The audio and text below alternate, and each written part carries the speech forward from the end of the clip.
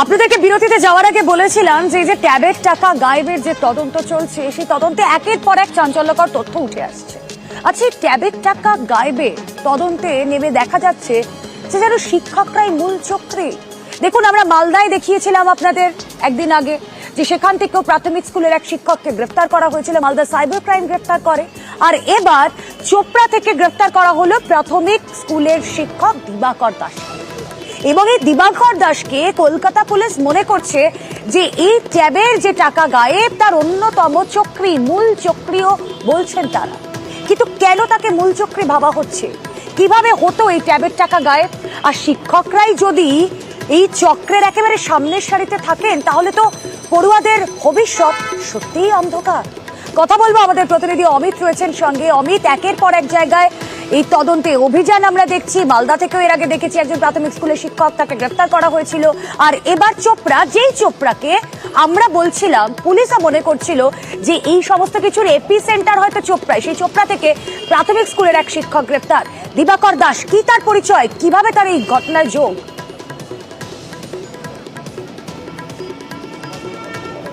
দেখো, Malda cyber PS যেমন একজন প্রাথমিক শিক্ষককে গ্রেপ্তার করেছে গতকাল, পূর্ব মেদিনীপুর জেলার কেসেও কিন্তু একজন প্রাথমিক শিক্ষক গ্রেপ্তার হয়েছে। কলকাতা পুলিশের হাতে শিলিগুড়ির ফুলবাড়ি এলাকা থেকে যিনি গ্রেপ্তার হয়েছেন দিবাকর দাস, তিনিও প্রাথমিক শিক্ষক। এবং সরসোনা থানায় যে দুটি মামলা হয়েছিল, সেই দুটি মামলায় প্রায় 32 জনের টাকা সাইফুন হয়েছিল। সেই টাকা সাইফুনের নেপথ্যে এই দিবাকর। কিভাবে তিনি করলেন? পুলিশি জেরায় বা পুলিশকে তিনি যেটা জানিয়েছেন যে পোর্টালে স্কুলের তরফে স্কুল পড়ুয়াদের তথ্য আপলোড করা হতো, সেখানেই তিনি কারচুপি করেছেন। কিভাবে করলেন? খুব সহজে তিনি যেটা জানিয়েছেন যে পোর্টালে স্কুলের তরফে সমস্ত পড়ুয়ার তথ্য আপলোড করা হয়, সেই তার ইউজার আইডি লগ ইন খুব সহজেই তিনি করে ফেলতে পেরেছিলেন। কীভাবে? তিনি শিক্ষক হওয়ার সুবাদে বিভিন্ন মিটিংয়ে, স্কুলের যে মিটিংগুলো হয়েছে সেই মিটিংয়ে তিনি যোগদান করেছিলেন।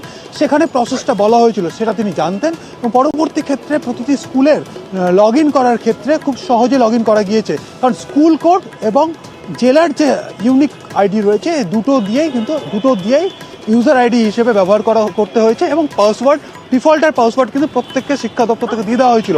এই কারণেই দিবাকর খুব সহজেই নিজের ল্যাপটপে বসে বা ব্যবহার করে খুব সহজেই এই কারচুপিটা করেছেন। এবং কিভাবে অন্যের অ্যাকাউন্টে টাকা হস্তান্তর হলো?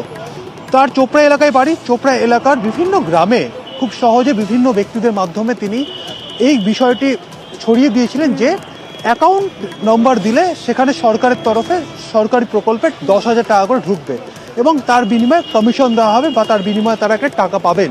সেইভাবেই তিনি মিডলম্যান সেট করে চোপড়া এলাকার বিভিন্ন গ্রাম থেকে বিভিন্ন ব্যক্তির অ্যাকাউন্ট নাম্বার তিনি সংগ্রহ করেছিলেন। সেই অ্যাকাউন্ট নাম্বার সংগ্রহ হওয়ার পরে যেহেতু খুব সহজেই তার কাছে ইউজার নেম পাসওয়ার্ড যেহেতু তিনি জানতেন, সেভাবেই তিনি বদলে ফেলেছিলেন পড়ুয়াদের নাম। সেই জায়গায় বিভিন্ন গ্রামের মানুষের যে সমস্ত অ্যাকাউন্ট নাম্বার তিনি যেগুলো জোগাড় করেছিলেন, সেগুলো খুব সহজে সেখানে ওয়েল প্ল্যান্ড। একজন শিক্ষক, তিনি পুলিশের কাছে কিভাবে জালিয়াতি হয়েছে, কিভাবে জালিয়াতি তিনি করেছেন তা একেবারে হাতে কলমে করে দেখিয়েছেন। আপনারা ভাবতে পারছেন যে শিক্ষক যারা সমাজ গড়ার কারিগর, তারাই যদি এইরকম ধরনের কাজে যুক্ত থাকেন, ওই যে শুরুতেই বললাম, তাহলে তো সত্যিই পড়ুয়াদের ভবিষ্যৎ অন্ধকার। সেই স্কুলের প্রধান শিক্ষক, যেখানে দিবাকর দাস কাজ করতেন, যেখানে শিক্ষক তিনি ছিলেন, শুনুন একবার বক্তব্য। বাড়ি থেকে ফোন করে কি বললো? বলছে আপনার স্কুলে একজন মাস্টার দিবাকর দাসকে চিনেন? হ্যাঁ চিনি, আমার স্কুলে এসেছি স্যার। তো বলছে ট্যাব কেলেঙ্কারিতে ধরা পড়ছে, সন্দেহজনক ধরা পড়ছে, যদি ডকুমেন্টস পাওয়া না যায় তাহলে হয়তো ছাড়িয়ে দিবে। যদি আপনার কাছে কোনো ডকুমেন্টস থাকে স্কুলে তাহলে আমাকে একটু হোয়াটসঅ্যাপ পাঠান বা এসে দিয়ে যাবে। ফেব্রুয়ারিতে জয়েন করছে, তারপরে স্কুল আসছে যাচ্ছে, তার তো যেহেতু নতুন, অনেকদিন হলে এসে জানতে পারতাম। শুধু চোপড়া, শুধু মালদা নয়, আপনাদেরকে আপডেট দিয়ে রাখি, ইসলামপুর থেকেও ইতিমধ্যেই পুলিশ কিন্তু একজনকে গ্রেফতার করেছে। তার পাশাপাশি ঝাড়গ্রাম থেকেও একজনকে গ্রেফতার করা হয়েছে। যেমন আমরা জানতে পাচ্ছি, বিধাননগর পুলিশের অভিযোগেই ধৃত। সব মিলিয়ে নতুন করে আরো 5 জনকে এই ট্যাব জালিয়াতিতে গ্রেফতার করল পুলিশ।